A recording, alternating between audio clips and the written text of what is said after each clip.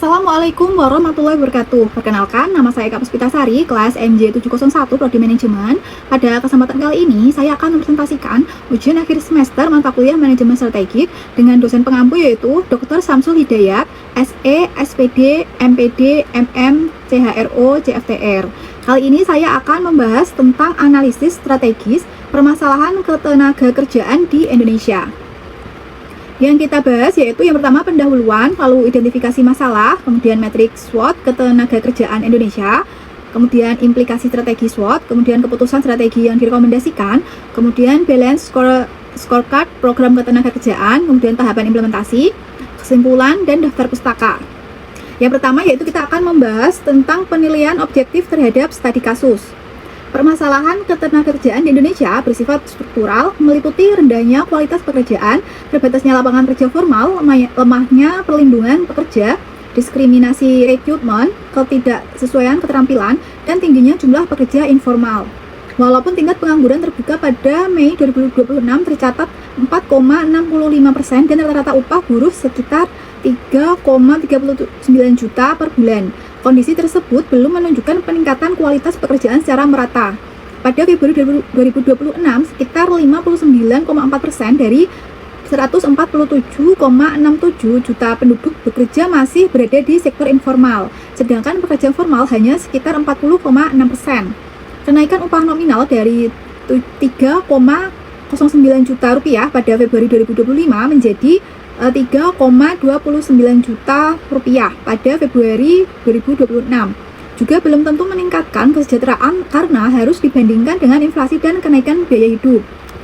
Nah, pengangguran pemuda masih menjadi masalah serius. Sekitar 1/5 pemuda dalam angkatan kerja belum memperoleh pekerjaan, sedangkan sekitar 20,31% pemuda termasuk kategori NEET, yaitu tidak bekerja, tidak bersekolah, dan tidak mengikuti pelatihan.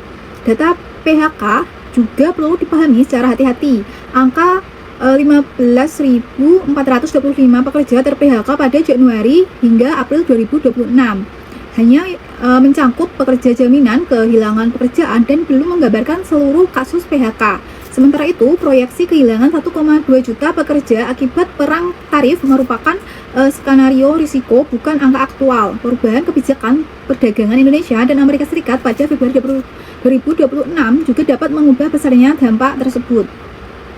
Kemudian kita akan membahas tentang identifikasi akar permasalahan. Permasalahan ketenagakerjaan Indonesia berasal dari 5 faktor utama. Yang pertama yaitu penciptaan pekerjaan masih banyak terkonsentrasi pada sektor berproduktivitas dan bernilai tambah rendah.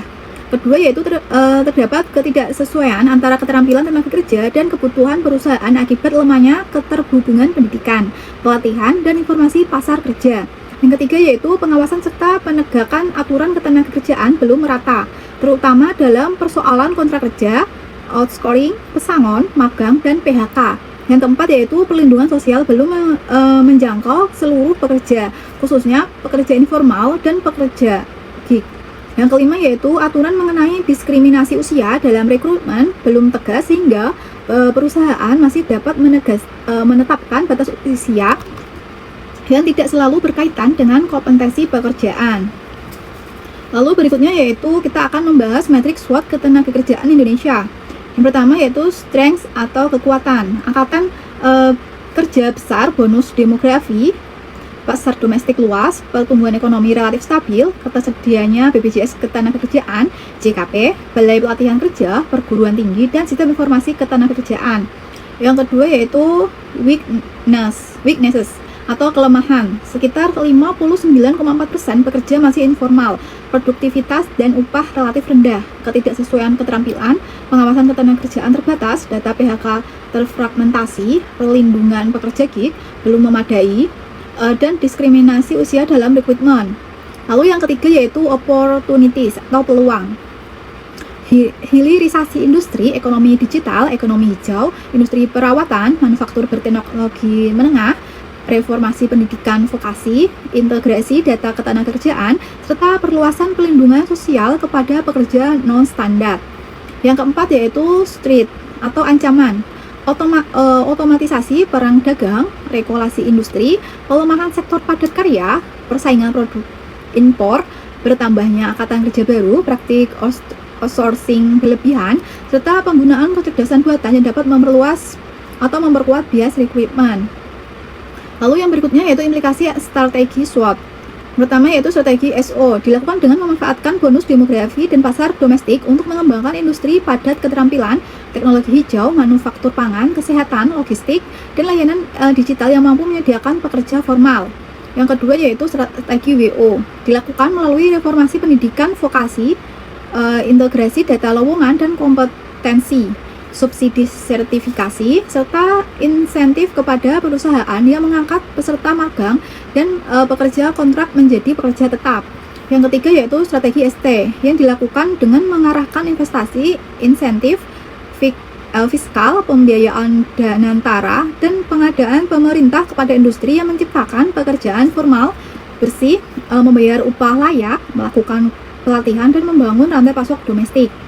Yang keempat yaitu strategi WT, yang dilakukan melalui sistem peringatan dini PHK, perlindungan sosialisasi universal, pengawasan kontrak dan outsourcing, diversifikasi ekspor, serta bantuan transisi bagi perusahaan padat karya yang mengalami tekanan eksternal. Kemudian yaitu keputusan strategis yang direkomendasikan. Sebagai pengambil keputusan, saya merekomendasikan pembentukan program nasional pekerja layak dan formalisasi 2027 hingga 2030. Program ini tidak hanya berorientasi pada penurunan pengangguran, tetapi pada peningkatan kualitas pekerjaan. Yang pertama yaitu fakta upah, produktivitas, dan daya beli. Kebijakan upah perlu menyeimbangkan penghidupan layak, produktivitas, inflasi, kondisi usaha, serta ketimpangan antar daerah. PP nomor 49 tahun 2025 telah memperbarui pengaturan pengupahan untuk menjaga daya beli, kelangsungan usaha, dan stabilitas ekonomi. Implementasinya perlu dilengkapi dengan yang pertama, publikasi indeks biaya hidup pekerja menurut wilayah. Kedua yaitu penyusunan struktur dan skala upah yang dapat diaudit. Tiga yaitu kenaikan upah berbasis jangka atau jenjang kompensasi dan produktivitas.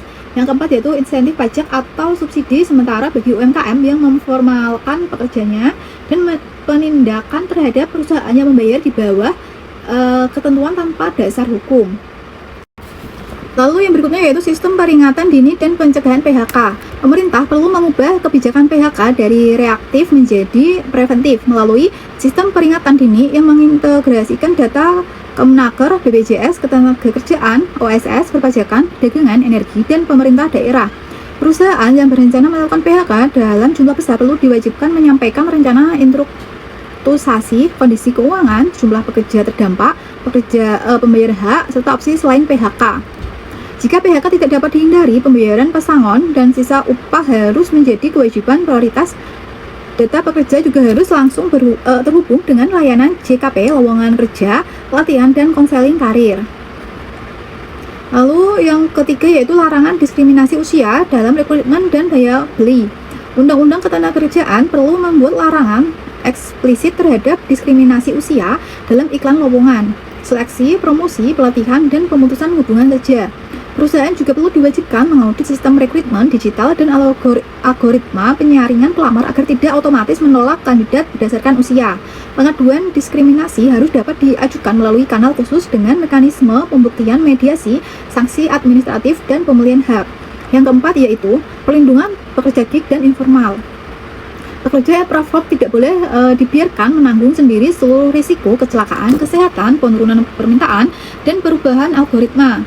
Pemerintah perlu membentuk skema iuran bersama dan melibatkan platform pekerja dan subsidi pemerintah bagi kelompok berpendapat rendah. Lalu yang kelima yaitu jaminan transisi pekerja bagi pemuda.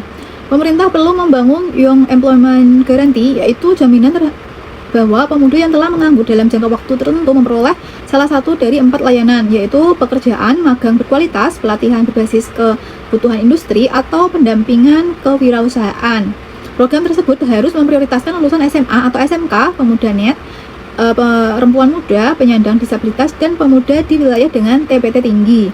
Pembayaran kepada lembaga pelatihan sebaiknya berbasis hasil, misalnya tingkat penempatan, keberlanjutan kerja selama 6 bulan, peningkatan pendapatan, dan kesesuaian pekerjaan dengan pelatihan. Lalu yang keenam yaitu investasi berbasis penciptaan pekerjaan layak. Insentif investasi tidak boleh hanya dihitung dari nilai modal yang masuk. Setiap proyek yang memperoleh fasilitas fiskal, pembiayaan BUMN atau pendukung dana danantara harus dinilai berdasarkan jumlah pekerjaan formal bersih, tingkat upah, perlindungan sosial, jam pelatihan, proporsi pekerja lokal, pengembangan pemasok domestik, kesetaraan gender dan usia, serta berkelanjutan pekerjaan setelah insentif berakhir. Lalu kemudian balance score program ketenagakerjaan. Nah, berikut ini adalah target merupakan usulan kebijakan dan bukan target resmi pemerintahan. Nah, di sini ada sebuah tabel dengan perspektif, sasaran dan indikator kinerja utama 2030. Kemudian berikutnya yaitu tahapan implementasi. Yang pertama yaitu 100 hari pertama. Pemerintah perlu menyelesaikan integrasi awal data PHK, membentuk daftar sektor dan wilayah berisiko, mengaudit iklan lowongan yang menggunakan batas usia, serta membuka layanan satu pintu untuk pengaduan pesangon dan sisa upah. Lalu yang kedua yaitu jangka pendek 1 sampai 2 tahun.